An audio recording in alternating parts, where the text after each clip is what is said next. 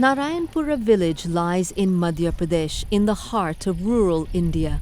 Many people here live without electricity, healthcare, or regular work. Despite some simple pleasures, life can be unforgiving, and women are on the front lines of the battle for survival. Afsana Begum was 11 years old when she was removed from school and married. Last year, she broke generations of family tradition to work outside her home.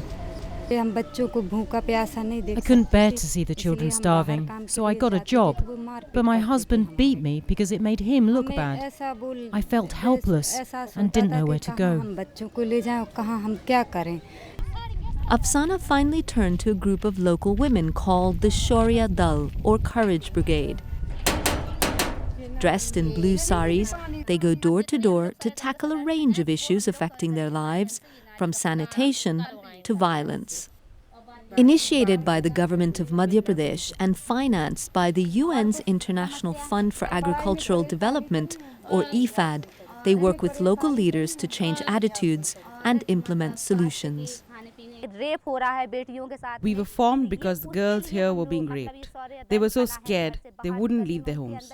Our group has made a huge difference, not just to women, but to their entire families as well. Scarred by violence, many here live in fear. This woman agreed to tell her story if her name was not used. Her 14-year-old nephew was murdered by a neighbor. His crime? The boy's goat had pilfered some grain. We looked everywhere for him, she says. Finally, we found his body in the neighbor's grain store. The police refused to help until the Courage Brigade blocked the main highway demanding action. The alleged killer is now facing trial. There are so many issues here: gender violence, alcoholism, gambling, child marriage. Often the best solution lies not with law enforcement, but by using community pressure to address problems. With women in charge, life is changing fundamentally.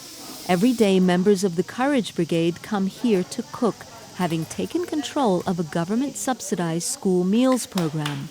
The food is simple, but it's healthier than the contaminated rice that was served by the corrupt teacher they kicked out. We fought for 3 years. The teacher threatened us constantly.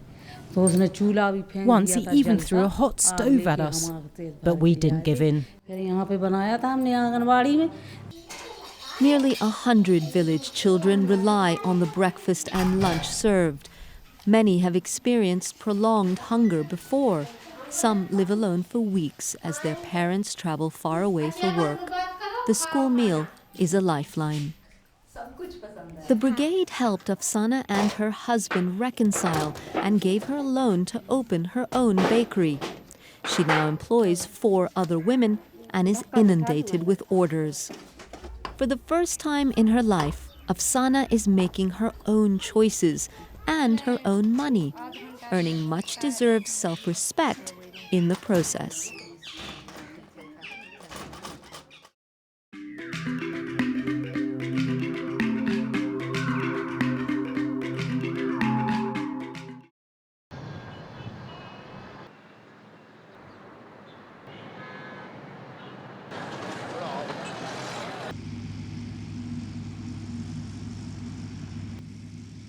In the northeast and North Africa, population growth, urbanization, a fragile resource base, climate change and low productivity exacerbate the fight against hunger and malnutrition. Yet 7 countries in the region have already met the hunger target of the first Millennium Development Goal of halving the proportion of undernourishment. Jordan is one of those countries. Here in the Jordan Valley and across the country, family farmers have boosted their resilience by attending farmer field schools. These training courses are organized by the government of Jordan and the UN Food and Agriculture Organization, FAO, together with an Agricultural Research and Extension Institute. The field school helped us from a group of farmers with similar resources backgrounds and crops. The use of integrated pest management, known as IPM, is the foundation of the field schools approach. The methodology combines simple, environmentally friendly techniques based on the agro-ecosystem. It effectively boosts production and income and eliminates the need for expensive pesticides. We only use chemicals if all other methods fail.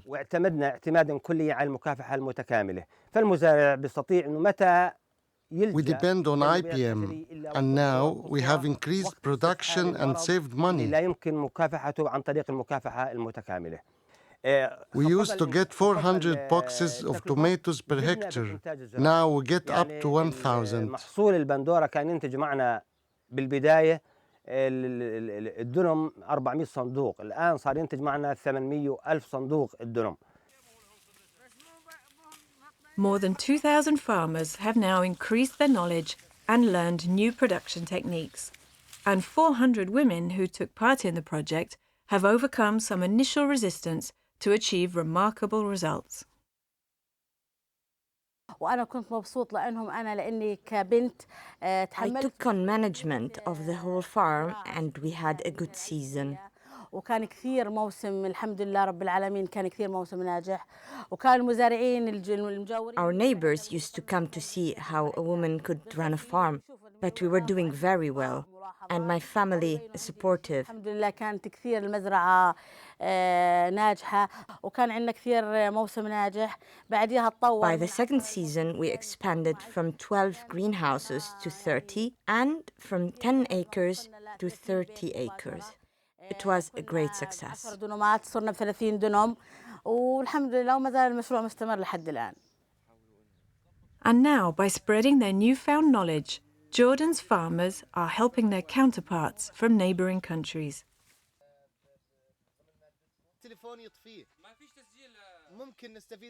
تعلمنا الكثير وعلمنا غيره. We have learned a lot عدد كبير من المزارعين and even started to teach others, وفدنا عدد كبير من including our brothers as far afield as Syria. من خلال المدارس الحقلية. Farmer field schools are making an important contribution to the continued fight against hunger and malnutrition in the Near East and North Africa.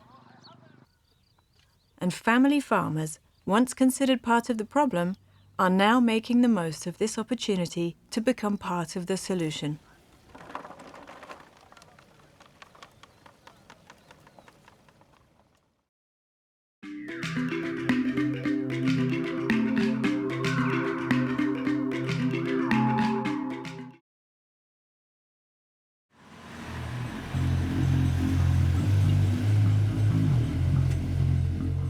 I am George Fomien, the Public Information Officer of the World Food Programme in South Sudan.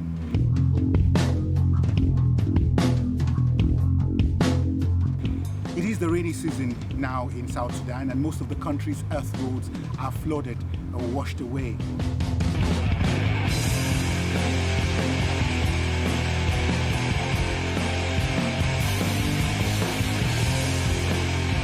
A trip that will take 2 days from Juba to Rumbek now takes 7 days. WFP road engineers and logistics staff traveled about 80 kilometers away from the capital, where we had learned that more than 150 trucks were stuck due to the bad road conditions.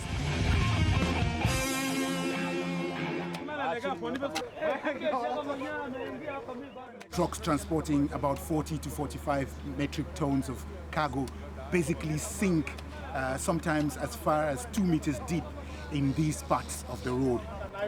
Barabara mbaya tumefanya siku 4 hapa na tuko empty bado, sio hizo zenye ziko loaded. They have spent here 4 days. The deterioration of the roads has a very huge impact for WFP's work. The food will not get to the location where it is needed. We have thousands and thousands of people in this country who are in desperate and urgent need of food assistance. If we can't get it in a timely nature, then we are putting these people's needs at risk.